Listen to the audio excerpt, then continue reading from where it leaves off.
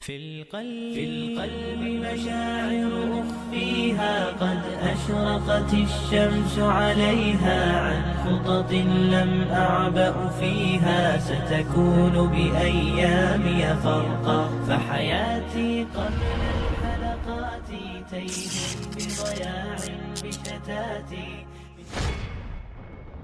Sesungguhnya Al-Quran itu telah mencakup segala sesuatu, namun segala sesuatu itu dijelaskan secara mujmal atau global.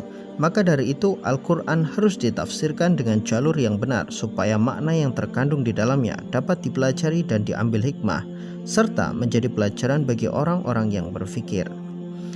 Saya dahulu pernah bertanya-tanya, adakah Al-Quran bercerita tentang Indonesia?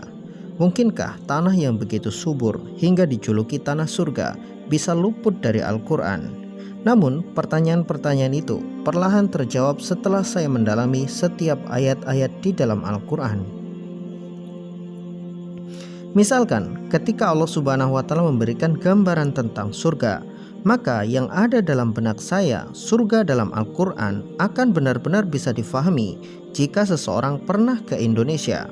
Misalkan Allah Subhanahu wa Ta'ala menyebutkan tajri min tahtihal anhar, surga itu mengalir di bawahnya sungai-sungai. Ini luar biasa sekali. Indonesia terlalu banyak sungai-sungai yang mengalir dengan pemandangan-pemandangan yang hebat. Bahkan kadang sungai di Indonesia pun mengalir sampai ke dalam rumah-rumah. Kalau dulu zaman Nabi Sulaiman, istana ada lantai kaca bening seperti air.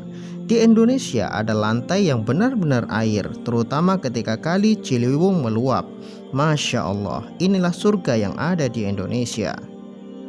Kemudian di ayat yang lain Allah Subhanahu wa Ta'ala menyebutkan fiha ma tashtahi anfusukum. Di dalam surga itu ada segala jenis makanan yang kamu ingin makan. Makanan apapun yang terlintas di dalam pikiranmu ada di dalam surga. Dan ini pun terjadi di Indonesia. Di dunia ini tidak akan ada negeri dengan makanan sebanyak di Indonesia. Misalkan kalau Anda ditanya, sebutkan makanan yang terbuat dari singkong. Berapa banyak makanan yang bisa Anda sebutkan?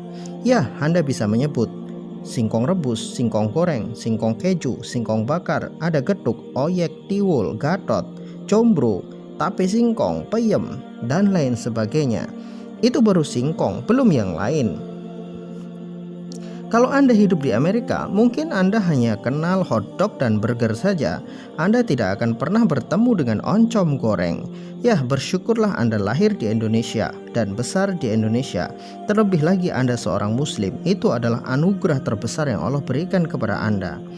Belum lagi ketika Allah Subhanahu wa Ta'ala menyebutkan bahwa minuman orang-orang yang masuk ke dalam surga adalah zanjabila, yaitu jahe. Masya Allah, di Indonesia kalau kita berbicara minuman jahe itu sangat banyak sekali.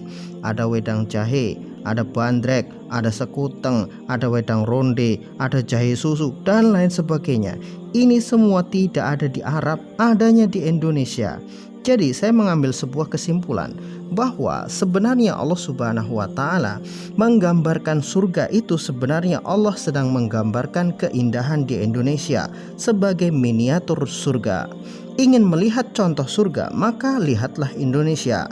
Bahkan ketika saya dulu masih santri, kalau ada syekh dari Arab, beliau selalu berkata, Indonesia jannatun fid dunya wa suratul jannati fil akhirati kanat fil Indonesia. Jadi menurut para masyayikh yang pernah ke Indonesia, bahwa Indonesia adalah surga di dunia dan gambaran surga di akhirat itu semuanya ada di Indonesia. Jadi cintailah negeri Indonesia ini. Jangan sampai rusak, jangan sampai jatuh ke tangan orang-orang kafir. Sebab negeri ini telah diberkahi oleh darah para syuhada, para pahlawan muslimin, dari kaum santri hingga para kiai. Tanah surga inilah gambaran yang sangat luar biasa akan kehidupan akhirat kita nanti. Indonesia ini baru secuil dari tanah surga, sedangkan surga yang asli yang ada di akhirat adalah ribuan kali lebih indah dari apa yang pernah kita lihat di dunia ini. Jadi kembali kepada pembahasan Indonesia di dalam Al-Quran. Di dalam Al-Quran Allah Subhanahu wa Ta'ala menyebutkan bahwa ada satu pohon di Indonesia yang bahkan hanya tumbuh di Indonesia, tidak tumbuh di tempat lain. dan pohon ini mempunyai getah yang sangat wangi baunya serta mengandung sejuta manfaat bagi manusia. Pohon ini adalah pohon kafur. Di dalam ayatnya Allah Subhanahu wa taala menyebutkan, sesungguhnya orang-orang yang berbuat kebajikan, mereka minum dari segelas minuman yang campurannya adalah kafur. Surat Al-Insan ayat 5. Sekali lagi Allah Subhanahu wa taala menyebutkan bahwa surga itu identik dengan Indonesia. Kafur adalah bahasa asli Indonesia yang masuk ke dalam Al-Quran. Kafur merujuk kepada kapur barus, sejenis rempah-rempah berharga dari tanaman Indonesia, berasal dari Tapanuli, Sumatera Utara. Kafur adalah getah pohon yang dikenal sebagai pohon kapur barus. Ya, pohon kapur barus karena paling banyak tumbuh di daerah barus. Kapur barus yang asli adalah getah dari pohon yang secara bahasa ilmiahnya disebut sebagai kamper. Kalau kapur barus yang dijual buat pewangi-pewangi lemari yang biasanya iklan di TV itu adalah kapur barus buatan atau imitasi. Kapur barus yang asli mempunyai harga yang bahkan lebih mahal daripada emas. Kapur barus sendiri sudah dikenal sejak zaman Fir'aun. Bahkan ada yang mengatakan kalau salah satu bahan ramuan untuk membuat mumi di Mesir saat itu adalah kapur barus. Orang-orang menyangka bahwa kapur barus hanyalah bahan untuk membuat wangi-wangian saja. Padahal kapur barus adalah rempah. Ia bisa digunakan untuk pengobatan, bisa digunakan untuk bumbu masakan, juga bisa dijadikan campuran minuman. Jadi, kapur barus memiliki jutaan manfaat kesehatan bagi manusia, sehingga harganya pun sangat mahal. Namun, sangat disayangkan sekali bahwa kapur barus saat ini hampir musnah karena penebangan pohon kapur yang ugal-ugalan dan juga karena kebakaran hutan yang terjadi hampir setiap tahun. Padahal pohon kapur yang menghasilkan kristal kapur biasanya berusia di atas 30 tahun. Jadi sangat langka sekali kapur saat ini. Dan ini membuat kita miris. Namun Allah Subhanahu wa taala telah mengabadikan bahwa kapur akan jadi minuman penghuni surga nanti di akhirat. Artinya pohon kapur akan ada di akhirat. Meskipun pohon ini telah musnah ya keberadaannya di dunia ini, namun Allah Subhanahu wa taala akan tumbuhkan di surga supaya manusia-manusia dan orang-orang beriman dapat menikmatinya. Wallahu a'lam. Semoga ocehan singkat ini membuat kita semakin cinta dengan negeri kita.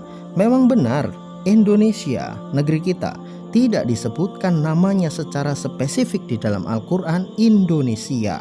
Ya, seperti Mesir atau Sabah atau negeri-negeri lain yang disebutkan di dalam Al-Quran, Indonesia tidak ada. Tetapi Allah menjadikan negeri kita ini sebagai contoh untuk memahami surga. Dan ini tentunya sangat membanggakan bagi kita yang lahir dan besar di negeri ini. Semoga kita selalu mencintai negeri ini dengan sepenuh jiwa. Wallahu a'lam bishawab. Semoga bermanfaat.